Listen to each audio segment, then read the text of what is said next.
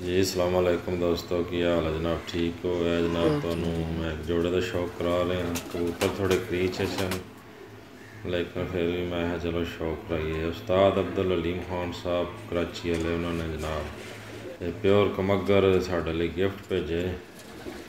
ये जनाब कसूर वाले उस्ताद बाबा अली बलोच मरहूम, उन्होंने कबूतरों तो इन्होंने बनाए, बहुत ही पुरानी ब्लड लाइन है।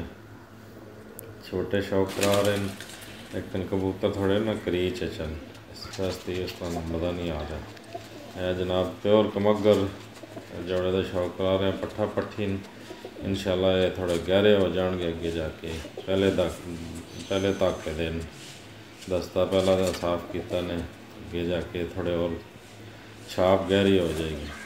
ऐसे जनाब उस्ताद अब्दुल हलीम खान साहब का बहुत बहुत शुक्रिया अदा करते हैं कि उन्होंने सानू ये कबूतर गिफ्ट किए।